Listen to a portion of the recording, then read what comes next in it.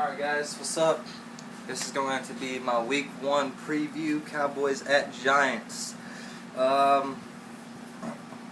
you just saw, my boy Tony Romo, I'm behind him as I always am. I'm going to be quite honest, and I like to be optimistic, but I don't like to be overly optimistic. Past few seasons, I've come on here and said, I'm feeling good about this season. I like our chances this season. Deep down, I was still having my doubts, though. Even though I was saying that on camera, deep down, I still felt really bad and really just doubtful about the whole thing. And this year, I can honestly say I feel great about this season. It's weird. I can't explain it. I feel great going into tomorrow, and a lot of the Cowboy fans that I've talked to have said the same thing. Past few years, I had my doubts going into the season, but this year it feels good for some reason. So we'll see if that's false hope or if there's something there. But I know that the fans play a big part in how the team does. So if you got your entire fan base, for the first time in a long time, honestly feeling good about the season, I think that says something. Things to look for in this game. Tony's going to play good. I have no doubt about that. Miles, Dez, they're going to play good. No doubt about that. Witten, if he plays, he'll play good as he always does. No doubt about that. DeMarco Murray will play good as well. No doubt about that. Our offensive line still has me kind of worried. With the exception of Tyron Smith, our entire offensive line is just not looking too great, as always. So I'm as far as Tony's concerned, I'm kind of worried about Tony's safety. He's going to take a lot of hits. He's going to be under pressure a lot, but I think he can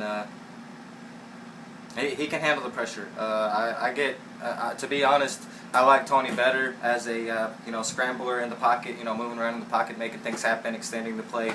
I don't really like him as a pocket passer because that's when he tends to fuck up. When he just sits there and he's got time, he just makes a throw, he tends to fuck up. I don't know why, but he seems to do better under pressure, so I have no doubt about that. And if you don't believe me, go onto my channel and watch a video called ESPN Speaks the Truth about Tony Romo.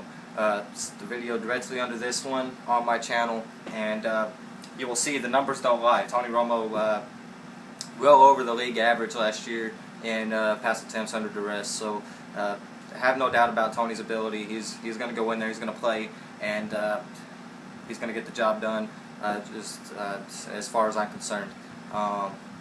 With, like I said, especially our offensive line, they're going to be letting people through. They're going to be letting pressure get to him, and Tony Romo, just look for him to do the same thing he always does, which is maybe make a sidestep or duck out of the way, or something spectacular. I think we're going to see a wow moment from Tony Romo in this game. I don't know exactly what it's going to be, but I just have a feeling we're going to see a wow moment from Romo in this game.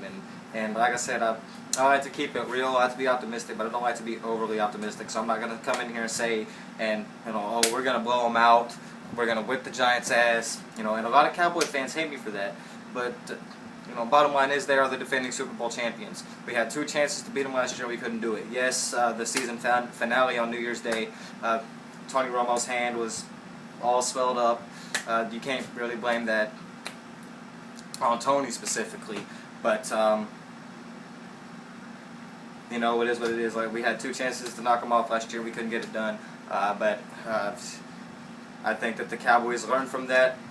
Giants went on to clinch the division, the last playoff spot of the season, and eventually went on to become the Super Bowl champions. So I think the Cowboys definitely learned a lot from that experience, that, hey, when you have an opportunity, especially against a rivalry team, a divisional game, you got to get the job done. You got to go in there, you got to fight, you got to claw, and you got to get the job done. So, and I think they will.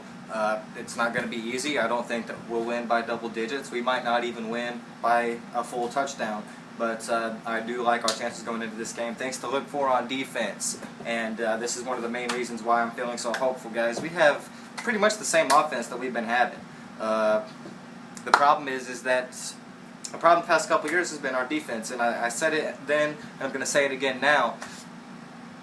If you're blaming Tony Romo for the problems, you don't know what the fuck you're talking about. You don't know what the fuck you're talking about. Okay? Like the Detroit Lions game. Prime example. Prime example. Tony Romo came out in the first half, beasted it up. It looked absolutely phenomenal. Some even said almost Peyton Manning-like in the first half of that game. Comes out in the second half, those 3 interceptions, 2 of them returned for touchdowns. The Detroit Lions ended up beating us. Now, Tony Romo needs to be blamed for those 3 interceptions. But at what point is the defense held accountable? Okay? 2 of them got returned for touchdowns. At that point, the offense has to turn into defense and make a play so that they don't let them come back and score. Tony Romo threw the ball. He got the pick. But he is not the reason why they were able to bring it back for a touchdown. The one that they didn't return for a touchdown, because it was 3 picks, 2 of them got returned for 6. The other interception, they scored a touchdown on eventually.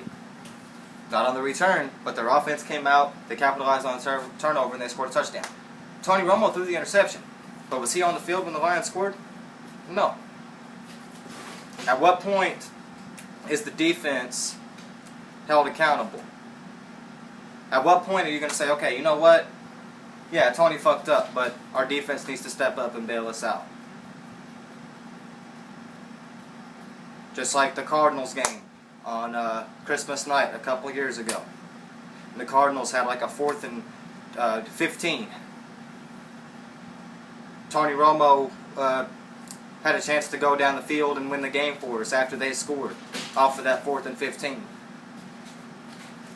But the defense didn't stop them on that 4th and 15. If the defense makes a stop there, Tony Romo is not even needed. He doesn't have to come back onto the field. Tony Romo does not need to score, because at that point all we have to do is run the clock out. They didn't have enough timeouts. So Tony has to do his job, but the defense has to do their job too. So don't be blaming everything on Tony. Put some accountability on the defense too, because they are football players too. They get paid too, just like the offensive players do, and they have to stop that other offense from scoring. And they didn't do it in the Cardinals game. They didn't do it in the Lions game.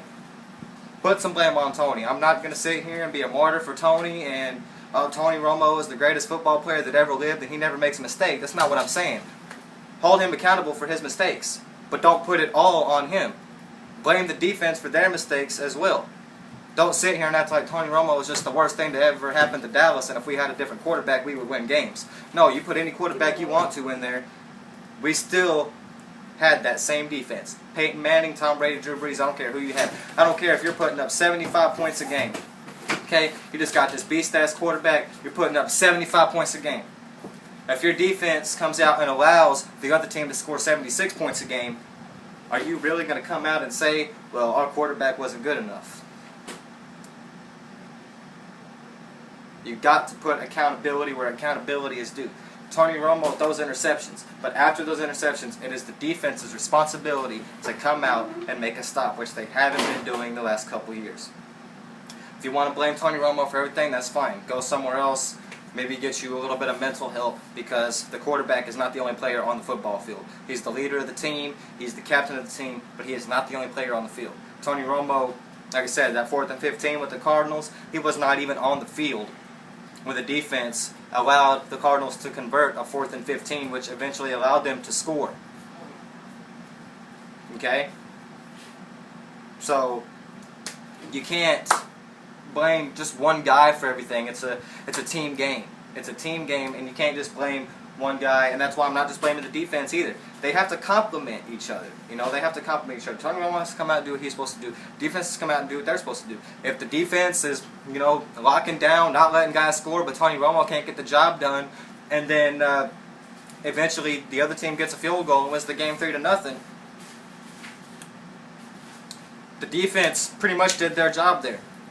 Tony Romo at that point needs to step up and put some points on the board. It works both ways. You can't blame just any one guy. You cannot put the blame on just Tony Romo or just Jay Ratliff or just DeMarco Murray or just Austin Miles for dropping a for sure game-winning touchdown pass. Because there's other things that led up to that. And that's why I hate people that watch the highlights and then come try to act like they know what the hell they're talking about. You have to watch the game. You have to know what led up to that highlight. You have to know what was before that highlight and after. You can't just watch the highlights and say, well, he dropped the pass. Yes, that's true, but what led to that? What did the defense do on the other side that led to that? There's so many contributing factors. You can't just say it's this guy's fault or it's this guy's fault. It's the team's fault. The team messed up. The offense and defense did not complement each other the way that they were supposed to. So like I said, about to get out of here. Tony, I believe in Tony. He's going to play good. I have no doubt about that in my mind whatsoever. Okay, so look for on defense, Morris Claiborne is looking very good. Corner that we got out of LSU is looking phenomenal. He was going one-on-one up with Dez in training camp, and he was holding his own. And then you got Brandon Carr on the other side, of course, complimenting him out of the Kansas City Chiefs. He's looking good as well. He's been going up with Miles Austin at training camp, also holding his own. You got, of course, Sean Lee, all-star middle linebacker coming back. You got DeMarcus Ware on the right side. You got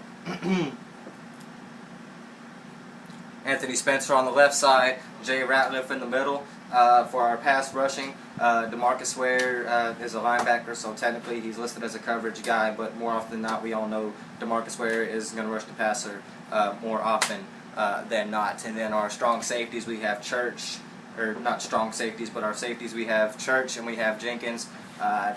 Not really feeling too good about Jenkins. He gets hurt a lot. Church has really shown me a lot in the preseason, so it's going to be a great game. I'm predicting the Cowboys to win, of course, but like I said, I'm an optimist. I'm gonna keep it real at the same time. I'm not gonna say we're gonna win by 50 or we're gonna embarrass the Giants or anything like that, because I just don't see that happening. It's gonna be a hard game. It's gonna be a hard-fought game. It's gonna be one of those games where you have to scratch and claw for the victory. But trust me when I tell you, the Cowboys have what it takes. They have the team. They have the talent. And this year, for the first time in a long time, I could honestly say I think they have the heart to get this victory. So we will watch tomorrow night, and we will see what happens. Like I said, look for Tony to play great, that entire offense to play great, the defense, the first-string defense, the starting defense, which obviously is going to be the defense that comes into this game. Even though they weren't on the field for a total of maybe even an hour for the entire preseason, bottom line is this, guys, the starting defense did not give up a single touchdown in the preseason, so you have to like that. So I'm feeling good about our offense. I'm feeling especially optimistic about our defense. I feel better about our defense than I've felt in a long time. Let's just hope it's not false hope again. We're going to come out and we're going to watch the game, and we're going to see what happens. But as of right now, I'm feeling good unless the Cowboys come out and do something stupid and basically say, hey, you know, we're not back quite yet. We're still going to be the same team we've always been for a little while longer. But as of right now, feeling very good about this season, as well as a lot of other Cowboy fans are feeling really good about the season. So let me know what you think. Hit me up on Facebook, Twitter, tweet me, tout me, whatever. Add me on Facebook, comment this video, subscribe up there, be sure to like this video, and that's all I got, and I'm going to get out of here. How about them Cowboys? Peace.